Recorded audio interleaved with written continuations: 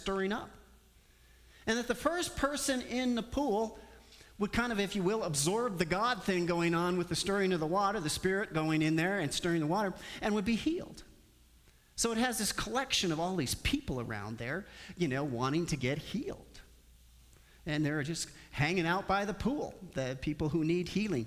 And so Jesus walks up to this, and he notes there's this man who's been there 38 years. Sorry, that's a long time. Can't imagine. He sees this guy that's been there 38 years. Lifetime back then was like 30 years. Jesus made it to 33. So extremely a long period of time. And which gets us to wonder, well, why? What is he doing there? I mean, after a while, don't you just like, yeah, I'm out of here. This is not working for me anyway. But remember, there's no other help anywhere else for him to go. There's no one out there. There's no medical world with scientific insights that can help you get well, to fix you, surgery, or whatever else. So that ain't happening. And I think he couldn't get there by himself because he can't even get in the pool by himself. So I imagine his family kind of uses it as a daycare. I'm sorry. And just brings him down there, puts him there. And so I imagine in the back of this guy's head is he's resigned to this fate. He knows he can't get in the water, but he's stuck here by this pool, and he's been doing this forever, and it's pretty kind of a little hopelessness maybe to this whole situation. So Jesus comes up to this guy, of course, and says, "Do you want to be made well?" Now, little sarcastic answers come up in my head. I mean, the guy's been there 38 years by a healing pool.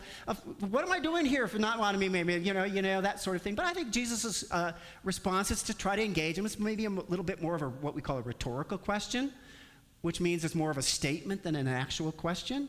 And he's just wanting to engage this guy about this whole thing. So, please, do you want to be made well? And the guy doesn't say yes or anything. He just goes, well, I've been here, all these years, and I have no one to help me get in the pool. And I move so slow that basically anytime I would ever get into the pool, someone's ahead of me. That's kind of what he says, which is... what do you do with that? It's all a lament, a complaint, poor me almost, I hear in that, but who knows? We don't know the emotions behind all that.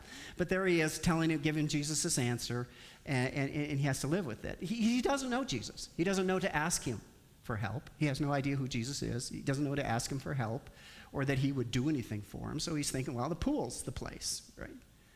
Which gets me to ask you, what would you think Jesus will do? What do you think Jesus is going to do? I know you know the answer, but just stop with it a second. What do you think Jesus would do and why?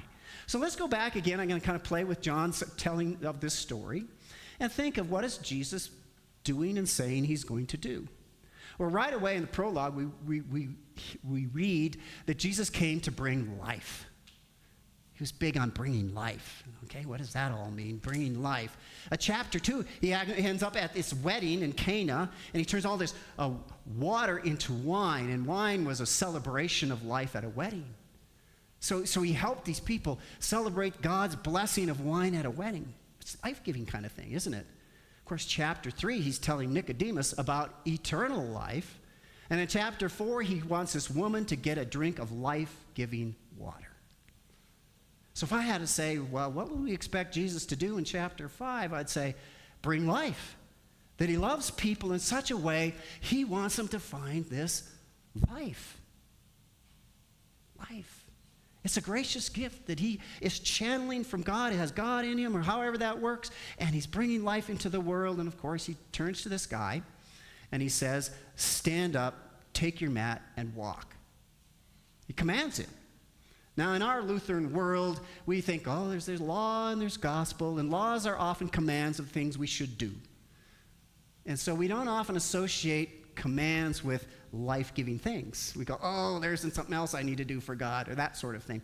But no, here it is, used that way. It functions to give him life, because he's languished there all these years. He's done nothing, and Jesus is saying, do something, in his command. Get up, do something. You got a different life. You get life. And the man gets up. He takes his mat and he walks. Which gets us to part 2. It's the Sabbath day, we're told. And on the Sabbath day, you are not supposed to work. You're supposed to rest. And there's some people that are leaders that are very touchy about that whole subject and want to make sure it's enforced. And they catch him carrying his mat and walking. And they ask him, why are you doing that? And he says, well, this guy, he healed me, and he wants me to walk, which is strike 2 because you're not supposed to heal. That's work on the Sabbath. So Jesus got 2 strikes here. And they go, well, who is this man? We need to know who he is because we don't like this whole thing. And, they finally finds out. He meets Jesus. He talks to Jesus a little bit. And he goes back, oh, it's Jesus. This guy Jesus is the one that's doing this stuff, giving life. Can you believe it? And they're going, yeah, we can believe it. We're going to take care of this guy. So anyway, so Jesus has brought this guy life, and the people are pushing against him. Why would he do this? All through the Gospels, here and there, Jesus is breaking the Sabbath law. He just keeps doing it. So you have to think, he does that purposely. He probably could have figured out a different way to heal him on a different day. But he does it purposely because I think Jesus wants to make a point. That loving people is more important than little laws. Pretty simple, isn't it? And loving people. He says the great command is love your neighbor as yourself, which means all the other commandments are lesser. And if they're not serving that great commandment, you're getting them wrong. So Jesus wants to make sure that if someone can be loved on the Sabbath day, that's okay, even if it doesn't fit your little ideas or whatever little laws you have. And it takes some courage to do that because he is going to get partially, they said they're going to persecute him, and then they said they're going to kill him because of this. This is a big deal. Some courage here.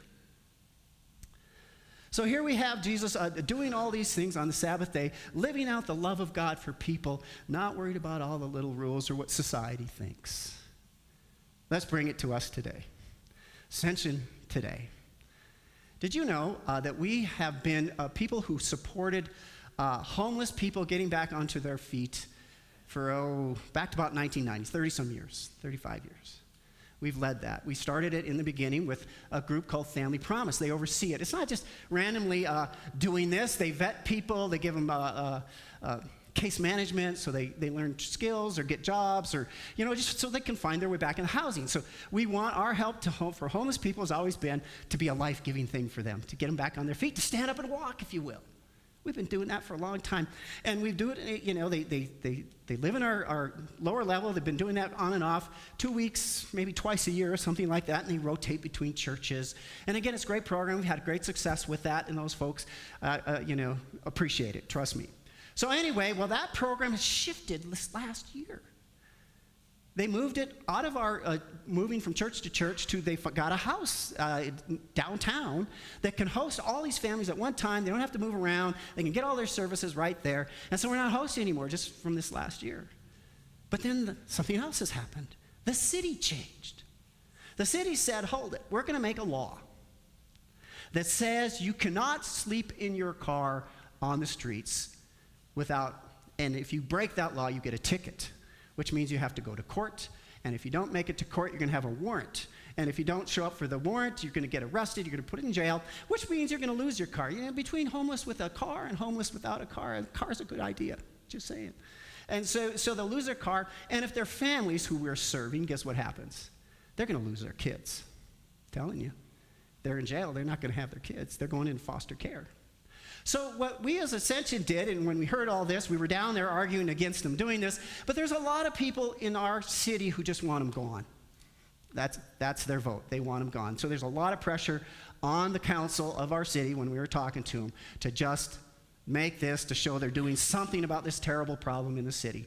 And for us, it's, if we want to help those, we can help. We can't help them all, but you can help some of them. Let's find them and help them.